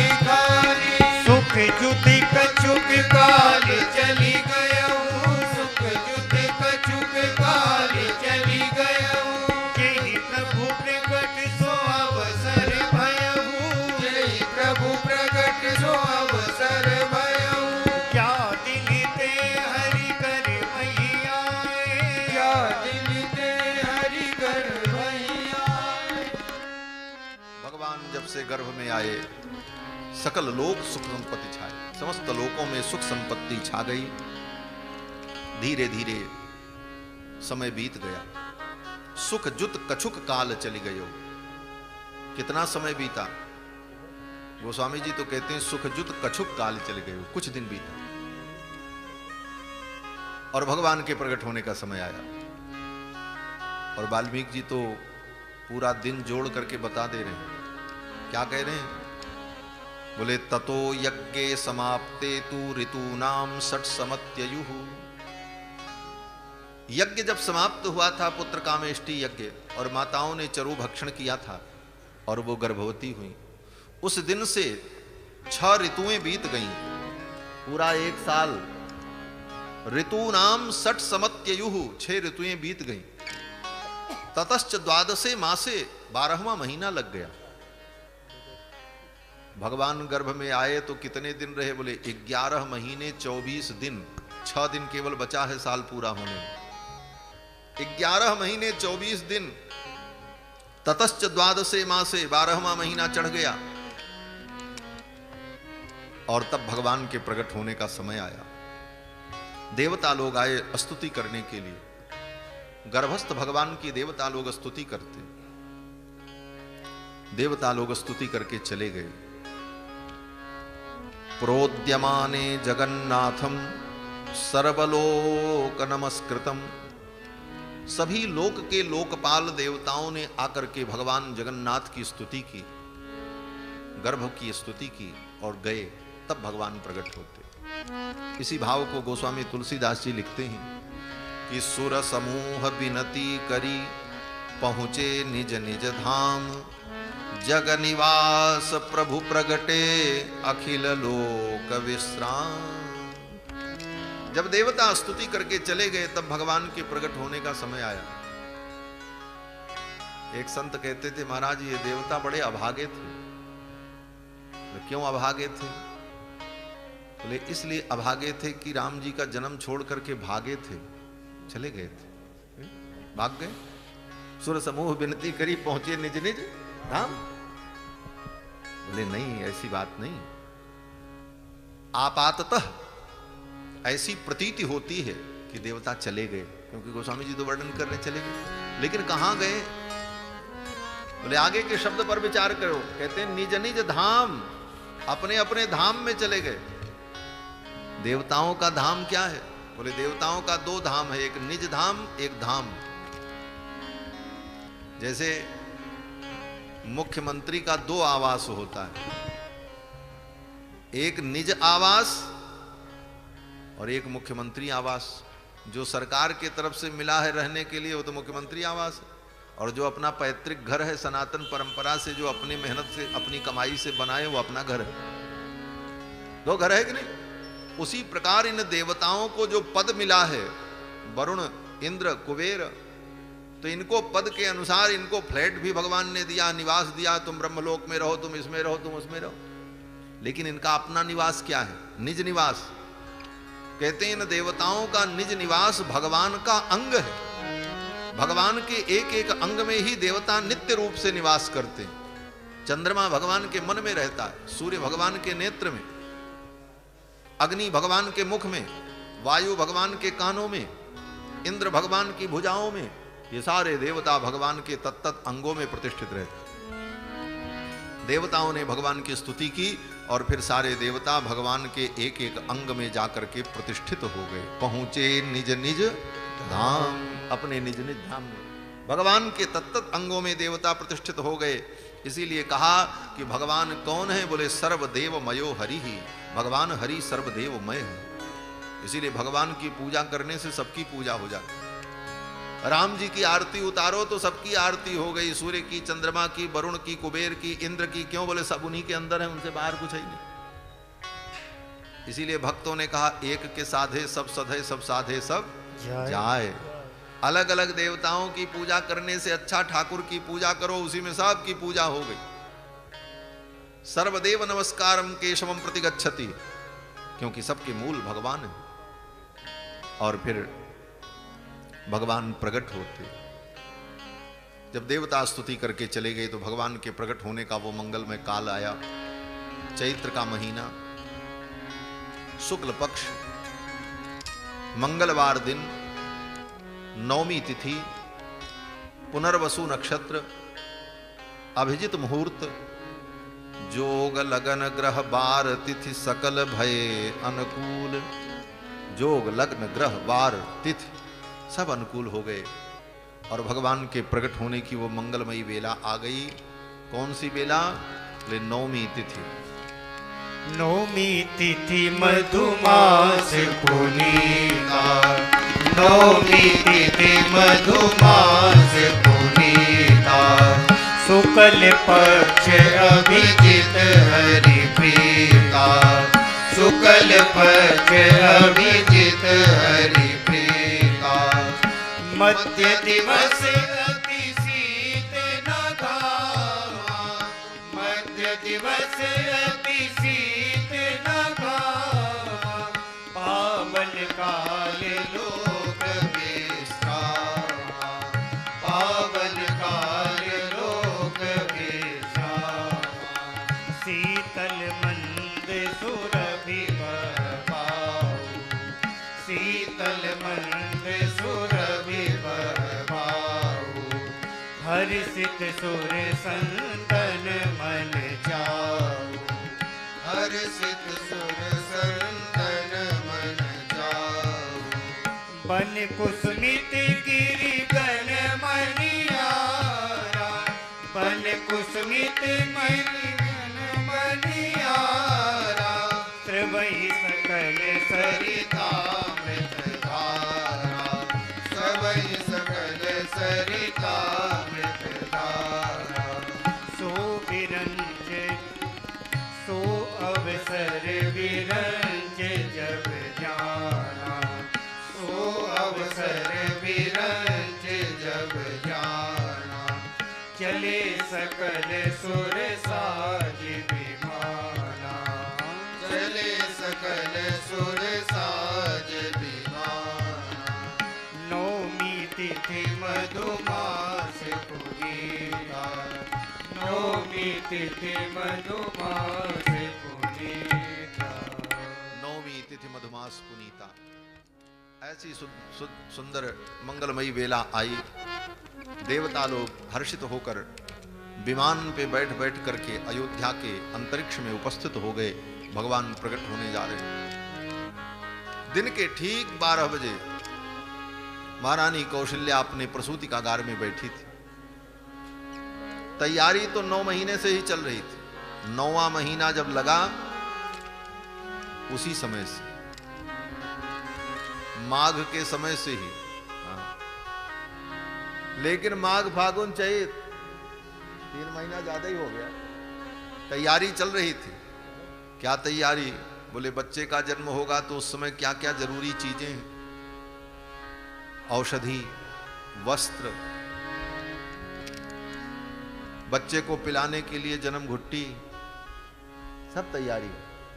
लेकिन 9 महीना बीत गया, 10 बीत गया।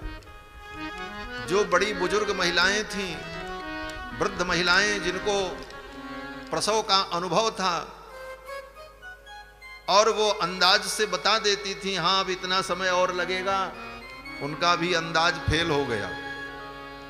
उनके भी अनुमान व्यर्थ हो गए। क्यों? बोले भगवान के विषय में कोई अनुमान क्या लगाए? भगवान तो भगवान है, उनकी लीला को तो भगवान ही जानते। अंत में सब वृद्ध महिलाओं ने कहा भाई अब तो हमारे भी समझ में नहीं आ रहा है बालक कब होगा। कोई प्रसव वेदना नहीं, कोई लक्षण नहीं, कोई प्रकार नहीं दिख रहा, मैं क्या बताऊं। सब लोग निश्चिंत हो गए। वो सब वृद्ध महिलाएं भी अपने अपने कार्य में लगी रहती, सारी वस्तुएं रखी हैं, लेकिन अब किसी का ध्यान नहीं। अब जब होगा तो देखा जाएगा। 11 महीने बीत गए, 12वें महीने में भी 24 दिन बीत गए। महारानी कौशल्या को भी लगता है कब बालक आएगा, कब मैं अपने बालक का मुख देखूंगी। और नवमी को, चैत्र शुक्ल नवमी को, महारानी कौशल्या अपने महल में बैठी थी और पूरब की ओर देख रही थी और अकेले बैठी बैठी सोच रही थी कब ये बालक प्रकट होगा, कैसा होगा, कब मैं अपने बालक का मुख देखूंगी। यही सब सोच रही थी महारानी कौशल्या, तब तक ठीक 12 बजे अद्भुत प्रणव की ध्वनि प्रकट हुई, जैसे कोई ओंकार का उच्चारण कर रहा हो। ओ ऐसी विलक्षण ध्वनि प्रकट हुई। प्रणव के नाद को सुनकर के महारानी कौशल्या सावधान हुई। तब तक वो नाद ब्रह्म प्रणव ही मूर्तिमान होकर के दिखाई पड़ने लगा। महारानी कौशल्या के सामने एक नीले रंग की ज्योति प्रकट हुई है, ओम के समान, ऐसे ओम लिखा है और उसके अंदर से प्रकाश छिटक रहा है और प्रणव की ध्वनि गुंजायमान हो रही। महारानी कौशल्या ने हाथ जोड़ा, प्रणाम किया। तब तक देखती क्या है, उस प्रणव के मध्य में, उस नीले रंग की प्रणव की ज्योति के मध्य में शंख चक्र गदा पद्म धारण किए हुए भगवान नारायण सामने प्रकट हो गए। प्रकट कृपाला दीन दयाला कौशल्या हितकारी, हर्षित महतारी मुनि मनहारी, अद्भुत रूप निहारी, लोचन अभिरामा तनु घन श्यामा, निज आयुध भुज चारी, भूषण वनमाला नयन विशाला, शोभा सिंधु करारी, कही दुई कर जोरी स्तुति तोरी, तेरी विधि करूं अनंता, माया गुण ज्ञाना गीत अमाना, वेद पुराण बनंता, करुणा सुख सागर सब गुण आगर, ये गावई श्रुति संता, सोम महित लागी जन अनुरागी, भयउ प्रकट श्रीकंता, ब्रह्मांड निकाया निर्मित माया, रोम रोम प्रतिवेद कर, मम उर शोभासी यह उपहासी, सुनत धीर मति फिर न रहे, उपजा जब ज्ञाना प्रभु मुस्काना, चरित बहुत विधि कीन कर, कई कथा सुहाई मात बुझाई, यही प्रकार सुत प्रेम लई, माता पुनि बोली सोमति डोली, तजहु तात यह रूपा, गीते शिशुलीला अति प्रिय शीला, यह सुख परम अनुपा, सुनी बचन सुजाना रोदन ठाना, हुई बालक सुर भूपा, यह चरित गावई हरिपद पावई, तेन परई भव कोपा, यह चरित गावई हरिपद पावई, तेन परई भव कोपा, तेन परई भव कोपा, तेन परई भव कोपा, विप्रधेनु सुर संत हित, लीन मनुज अवतार, निज इच्छा निर्मित तनु, माया गुण गोपाल, सियावर रामचंद्र जी की जय, पवन सुत हनुमान जी की जय, बोलो भाई सब संतन की जय। भगवान मां कौशल्या के सम्मुख चतुर्भुज रूप में प्रकट हुए। मां ने स्तुति की और भगवान ने सारी कथा सुनाई। हम बेटा बनकर के आए।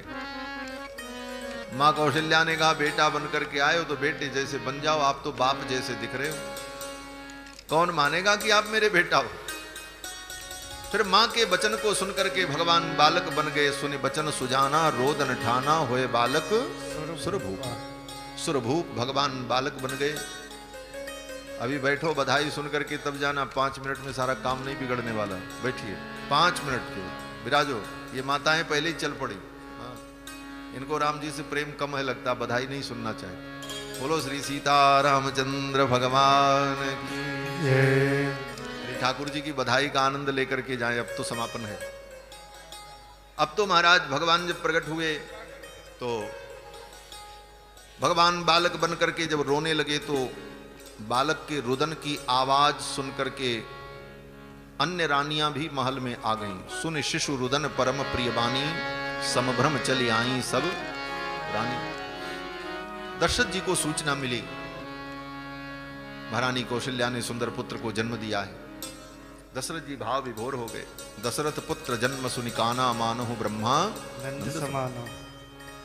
दशरथ जी को ब्रह्मानंद की अनुभूति हुई और दशरथ जी महाराज इस आनंद को संभाल पाते तब तक महारानी केकई के महल से एक दासी आई दौड़ती हुई। उसने कहा महाराज की जय हो। दशरथ जी ने कहा क्या हुआ? महारानी केकई के महल से आई हुई दासी ने कहा महाराज महारानी केकई ने सुंदर पुत्र को जन्म दिया। अब तो दशरथ जी परमानंदित, दो बेटे। और इस आनंद को वो संभाल पाते तब तक सुमित्रा जी के महल से एक दासी दौड़ी दौड़ी आई, बोले महाराज की जय हो, महाराज की जय हो। दशरथ जी की तो वाणी लड़खड़ाने लगी, पूछने में मैं क्या पूछूं। तब तक उस दासी ने कहा महाराज सुमित्रा महारानी ने सुंदर दो पुत्रों को जन्म दिया, जुड़वा पैदा हुए। अब तो महाराज चार पुत्र हुए। चौथी अवस्था में 4 पुत्र पाकर के दशरथ जी को यही अनुभव हुआ कि मुझे धर्म अर्थ काम मोक्ष चारों पुरुषार्थ प्राप्त हो गए। परम आनंद हुआ। दशरथ पुत्र जन्म सुनिकाना, मानव ब्रह्मानंद समाना। दशरथ पुत्र जन्म सुनिकाना, मानव ब्रह्मानंद समाना। जाकर नाम सुनत शुभ होई, मोरे गृह आवा प्रभु सोई। जाकर नाम सुनत शुभ होई, मोरे गृह आवा प्रभु सोई। परमानंद पूरी मन राजा, कहा बुलाई बजावो बाजा। परमानंद पूरी मन राजा, कहा बुलाए बजावो बाजा। कहा बुलाए बजावो बाजा, कहा बुलाए बजावो बाजा। दशरथ जी महाराज बड़े आनंद विभोर हुए। परमानंद पूरी मन राजा, कहा बुलाए बजावहु बाजा। दशरथ जी इतने भाव विभोर हो गए, भूल गए हम चक्रवर्ती सम्राट हैं, राजा हैं। हमारे तो हजारों नौकर चाकर हैं, किसी को कोई आदेश दिया जा सकता था जाओ तुम ये काम करो। लेकिन दशरथ जी महाराज भाव विभोर होकर के स्वयं बुलाने लगे, बाजा बजाने वाले आओ, बाजा बजाओ, तुम आओ ये काम करो। परमानंद पूरी मन राजा, कहा बुलाए बजावहु बाजा। अब तो बाजा बजाने वाले आ गए महाराज, शहनाइयां बजने लगी, मंगल गीत गाया जाने लगा और गली गली में ये समाचार फैल गया। क्या? बोले कौशल्या ने जायो लल्ला, मोहल्ला में हल्ला सो मच गयो। सारे मोहल्ले में हल्ला मच गया, कौशल्या ने लल्ला को जाया। अब तो वृंद वृंद मिली चली लोगाई, वृंद वृंद मिली चली लोगाई। वृंद वृंद मिली चली लोगाई। सहज श्रृंगार किए उठ धाई। सहज श्रृंगार किए उठ धाई। कनक कलश मंगल भरी तारा। कनक कलश मंगल भरी तारा। गावत बैठई गोप द्वारा। गावत बैठई गोप द्वारा। वृंद वृंद मिली चली लोगाई। वृंद वृंद मिली चली लोगाई। करियारती निछावर करही। करियारती निछावर करही। बार बार शिशु चरणन परही। बार बार शिशु चरणन परही। वृंद वृंद मिल चली लोगाई। वृंद वृंद मिल चली लोगाई। वृंद वृंद मिल चली लोगाई। समूह में अयोध्या की नागरियां चल पड़ी और दशरथ जी के द्वार पर अपार भीड़ एकत्रित हो गई और सब ने बधाई गाया। आइए हम सब लोग भी बधाई का आनंद ले लें, फिर ठाकुर जी की आरती होगी। आंगने में बधैया बाजे, आंगने में बधैया बाजे, आंगने में बधैया बाजे, आंगने में बधैया बाजे, बधैया बाजे, बधैया बाजे, बधैया बाजे, बधैया बाजे, बधैया बाजे, बधैया बाजे, बधैया बाजे, बधैया बाजे, आंगने में बधैया बाजे, आंगने में बधैया बाजे।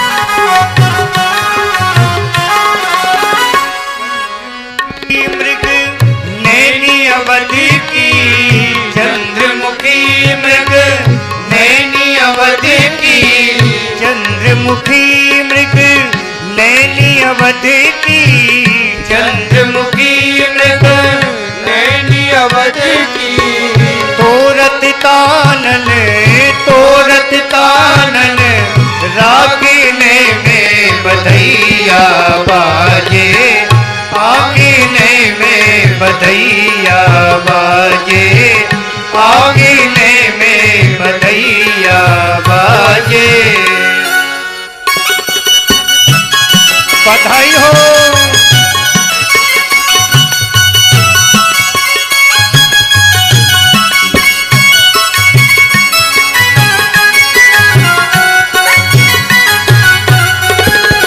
जय हो।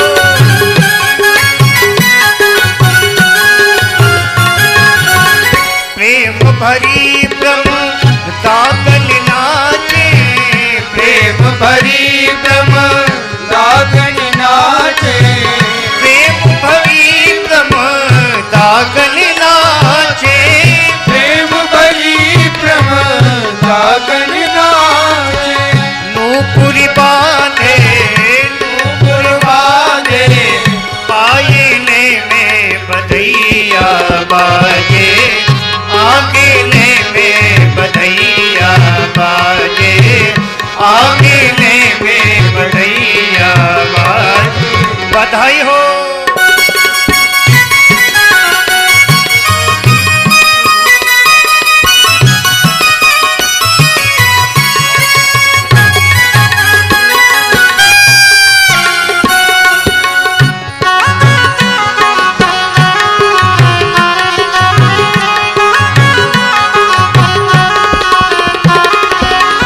न्योछावर श्री राम लला झुकी, न्योछावर श्री राम लला झुकी, न्योछावर श्री राम लला झुकी, न्योछावर श्री राम लला झुकी, न्योछावर श्री चारों लला झुकी, न्योछावर श्री चारों लला झुकी, न्योछावर श्री चारों लला झुकी, न्योछावर श्री चारों लला ए नहीं को लाजत, नहीं को लाजत, मांगने में बधैया बाजे, आंगने में बधैया बाजे, आंगने में बधैया बाजे।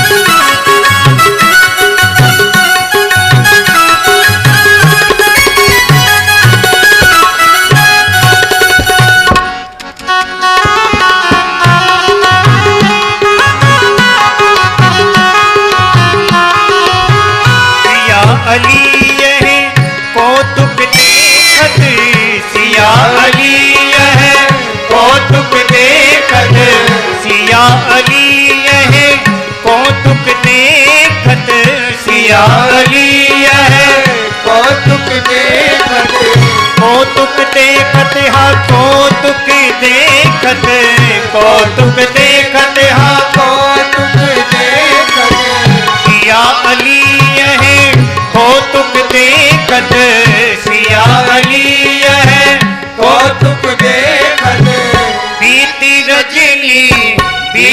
रजनी जागने में बधैया बाजे, आंगने में बधैया बाजे, आंगने में बधैया बाजे, आंगने में बधैया बाजे, बधैया बाजे, बधैया बाजे, बधैया बाजे, बधैया बाजे, बधैया बाजे, बधैया बाजे, बधैया बाजे, बधैया बाजे, ओ आंगने में बधैया बाजे, आंगने में बधैया आंगने में बधैया बाजे, घर घर आनंद छायो अयोध्या नगरी में, घर घर आनंद छायो अयोध्या नगरी में,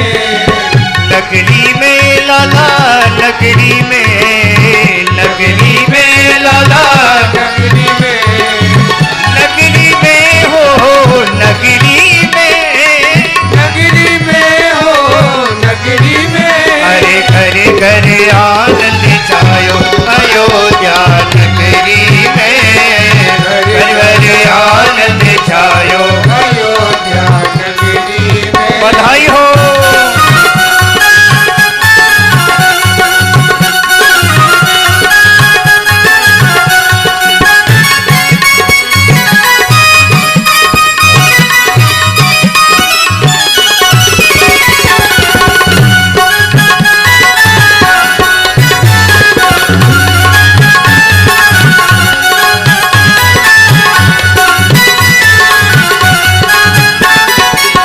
लेती लेती कहे महिमा गावे, लेती लेती कहे महिमा गावे, जाको वेद पार नहीं पावे, जाको वेद पार नहीं पावे, अरे सो बेटा बने आयो अयोध्या नगरी में, सो बेटा बने आयो अयोध्या नगरी में, घर घर आनंद छायो अयोध्या नगरी में, घर घर आनंद छायो अयोध्या नगरी में, जय हो।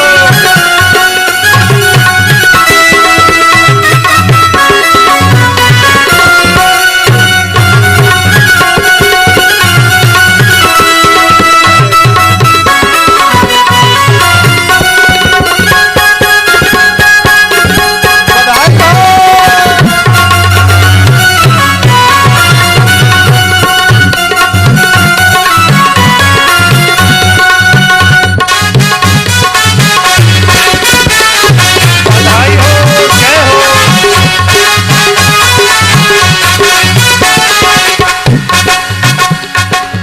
सुजस कहे को कैकेयी को, सुजस कहे को कैकेयी को, बनऊ बनाई के रूप भरत को, बनऊ बनाई के रूप भरत को, अरे प्रभु ने प्रेम बटायो अयोध्या नगरी में, प्रभु ने प्रेम बटायो अयोध्या नगरी में, घर घर आनंद छायो अयोध्या नगरी में, घर घर आनंद छायो अयोध्या,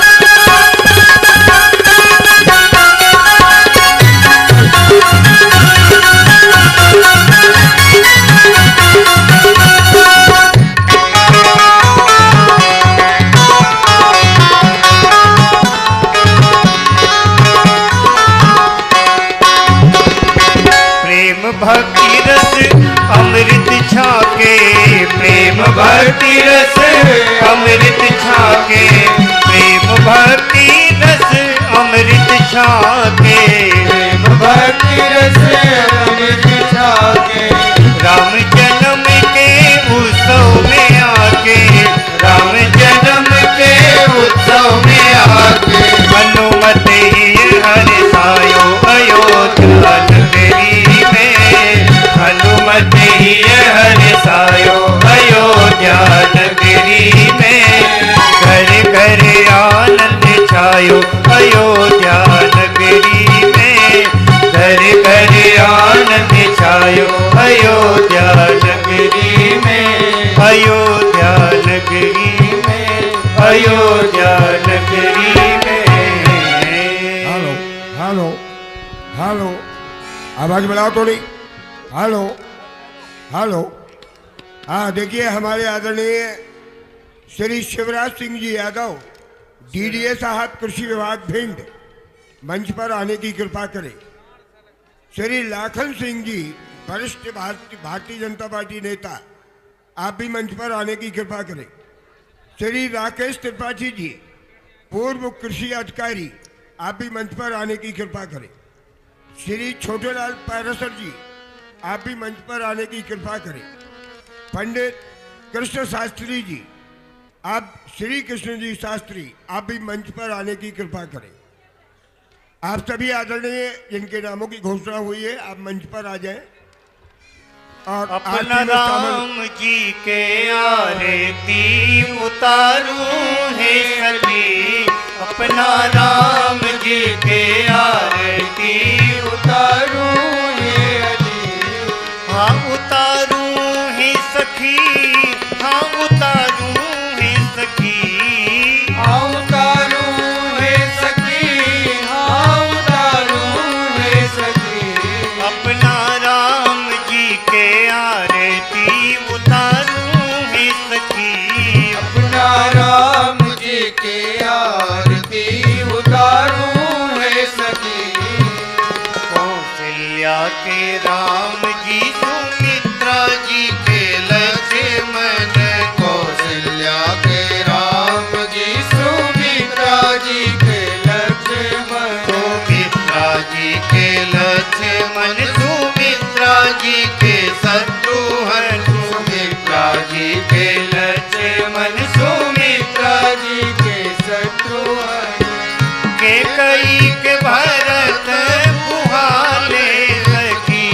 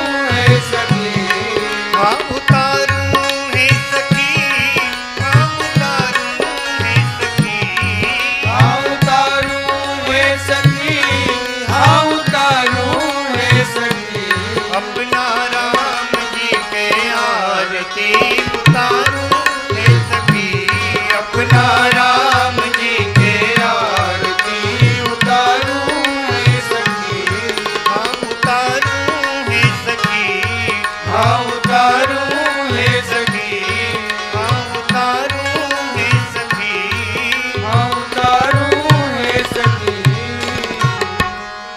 आरार्तिक्यं समर्पयामि जलेन शीतलीकरणम् आरार्तिक्य ग्रहणं पुष्पै देवाभिवन्दनम् हरिः ओम् यज्ञेन यज्ञमयजन्त देवास्तानि धर्माणि प्रथमान्यासन्ना तेह नाकं महिमानः सजन्त यत्र पूर्वे साध्याः सन्ति देवाः ॐ रामाय रामभद्राय रामचन्द्राय वेदसे रघुनाथाय नाथाय सीताया पतये नमः नानासुगन्धपुष्पाणि यथा कालोद्भवानि च पुष्पाञ्जलिर्मया दत्तः गृहाण परमेश्वर मन्त्रपुष्पाञ्जलिं समर्पयामि श्री